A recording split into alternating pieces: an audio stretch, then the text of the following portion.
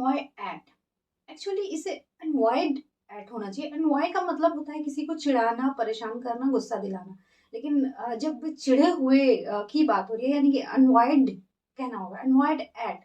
तो जब अनवॉयड एट कह रहे हैं तो आप किसी पर्सन के एक्ट से चिढ़े हैं, तो ये बात कहने के लिए अनवॉयड एट कहते हैं। एग्जाम्पल सेंटेंस है, Suhani was annoyed at the behaviour of her friends, मतलब वो अपने फ्रेंड्स के बिहेवियर से गुस्सा हो रखी थी।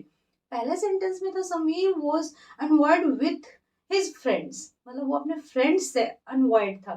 तो वहां पे हम अनवॉयड विथ यूज कर रहे थे, और फ्रेंड्स के बिहेवियर की बात हो रही है, उनके एक्ट की बात हो रही है, तो हम अनवॉयड एट यूज करते हैं। Next one is aspire to. Aspire का मतलब होता है किसी चीज के लिए बहुत स्ट्रॉन्ग सी इच्छा रखना, महत्वाकांक्षा रखना, सक्सेस पाने की, कोई सी जॉब पाने की। To aim to achieve something और टू बी सक्सेसफुल, मतलब कि ये एम करना कि हम कोई चीज अचीव कर लेंगे, अपना गोल बनाना, इसके लिए एस्पायर टू कहते हैं। Example sentence, all the candidates aspire to the post of commission officers, मतलब कि जो भी कैंडिडेट्स एग्जाम दे रहे हैं वो सारे के सारे कमीशन ऑफिसर्स के पोस्ट की इच्छा रखते हैं। Next one is amuse at. Amuse का मतलब होता है मनोरंजन करना, मन बहलाना, हंसना। जब अम्यूज एट कह रहे हैं तो इसका मतलब कि आप किसी के ऊपर हंस रहे हो, ठीक है। मॉक एट, लाफ एट, किसी के ऊपर हंसना। मॉक का मतलब होता है खिल्ली उड़ाना। Example sentence, every one was greatly amused at his awkward behaviour during the ceremony. Awkward, awkward का मतलब होता है बेढंगा सा, अटपटा सा।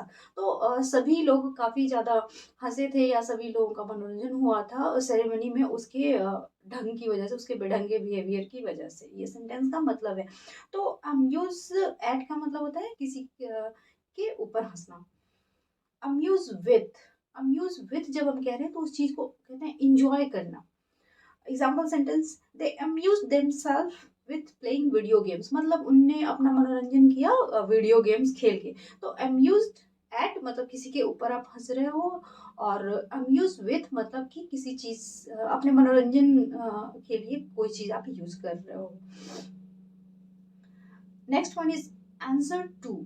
आंसर टू मतलब अगर किसी जवाब देना, एक्सप्लेन करना कुछ भी किसी पर्सन को, टू अ पर्सन।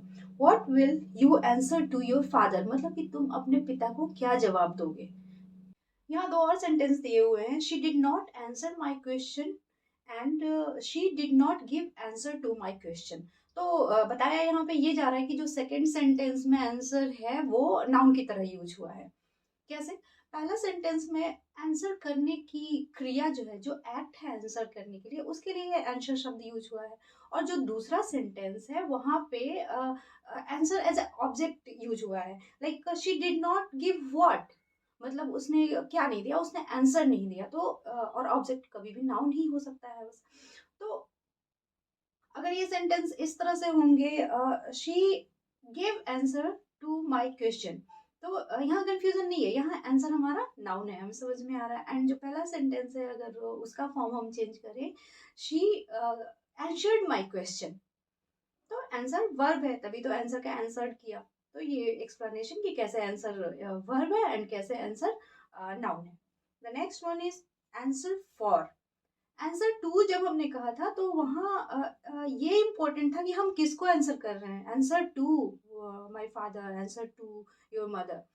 लेकिन यहाँ जब आंसर फॉर कह रहे हैं, यानी कि किसी चीज के को एक्सप्लेन करने की बात हो रही है, किस पर्सन को, यहाँ ये इम्पोर्टेंट नहीं है, बस है कि एक्सप्लेन करना। अकाउंट फॉर मतलब किसी चीज का रीजन बताना, आपने जो किया है उसके रीजन को एक्सप्लेन करना।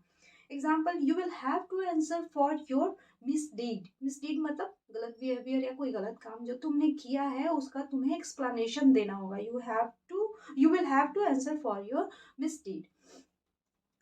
Next one is account for. Account for का मतलब वही है, बिल्कुल एक्सप्लेन करना, किसी चीज को आपने जो किया है उसका कारण बताना, कारण बताओ। सेंटेंस इसका, you should account for your absence from the office. तुम ऑफिस से एब्सेंट क्यों थे, क्यों उपस्थित नहीं थे, इसका तुमको आंसर करना होगा, एक्सप्लेन करना होगा इस चीज को। You should account for that. Next one is antipathy to. Antipathy का मतलब होता है किसी चीज़ के लिए स्ट्रॉन्ग डिसलाइकिंग, बिल्कुल किसी चीज़ को आप बिल्कुल नापसंद करते हो, उसके लिए एंटीपैथी यूज़ करते हैं। तो antipathy, I have great antipathy to wine. तो वाइन मुझे बिल्कुल नापसंद है, तो उसके लिए मैं ये कह सकती हूँ कि I have great antipathy to wine. Antipathy against, तो ये किसी पर्सन या कम्युनिटी के लिए यूज कर सकते हैं, किसी थिंग के लिए नहीं यूज करते हैं। एंटीपैथी अगेंस्ट का जो एग्जांपल है, we should not have antipathy against the poor, मतलब गरीब लोगों के लिए हमें हेट्रेड नहीं होना चाहिए। Next one is ask for, इसका मतलब डिमांड। डिमांड के अलावा रिक्वेस्ट करना है, मतलब याचना करना, रिक्वेस्ट करना, ये भी इसका मतलब हो सकता है ask for. Example, I ask him for help but he refuse, मतलब मैंने उससे मदद मांगी या मदद के लिए पूछा, लेकिन उसने मना कर दिया। रिफ्यूज मतलब मना कर दिया। Next is affiliated to. Affiliated to commonly आप अपने स्कूल कॉलेजेस के लिए कहते हैं ना कि ये स्कूल जो है वो सीबीएसई बोर्ड से एफिलिएटेड है। तो ऐसी बात कहने के लिए किसी बोर्ड से या यूनिवर्सिटी से एफिलिएटेड होने के लिए एफिलिएटेड टू यूज करते हैं, यूनिवर्सिटी और board. Like Agra college is affiliated to the B R Ambedkar university. Officially किसी चीज से अटैच होना, कनेक्टेड होना। एफिलिएटेड विथ, अगर एफिलिएटेड विथ कह रहे हैं मतलब वो एसोसिएशन की बात हो रही है, पार्टी के लिए या किसी अदर ऑर्गेनाइजेशन से एसोसिएटेड है।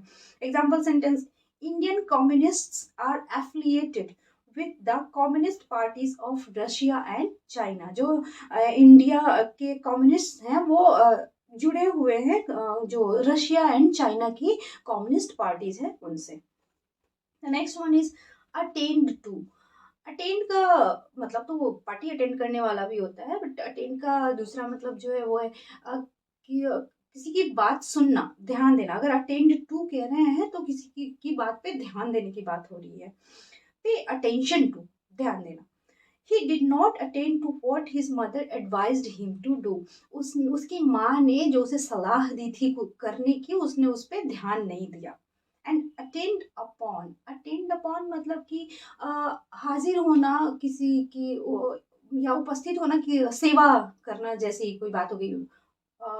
जो एग्जाम एक्सप्लेनेशन में है वो वेट अपॉन से ही वो वेटर शब्द है, मतलब कि वो वहाँ उपस्थित रहते हैं, आप क्या कह रहे हैं उनकी मतलब आपके ऑर्डर्स को सुनने के लिए। तो ऐसी चीजों के लिए अटेंड अपॉन यूज करते हैं, मतलब सर्व करना किसी को। He has no servant to attend upon him in old age, मतलब उसके पास कोई भी नौकर नहीं था उसकी सेवा करने के लिए उसकी बुढ़ापे में, ओल्ड एज में। The next one is antidote to. Antidote मतलब टू का मतलब होता है something that counteracts the effect of poison.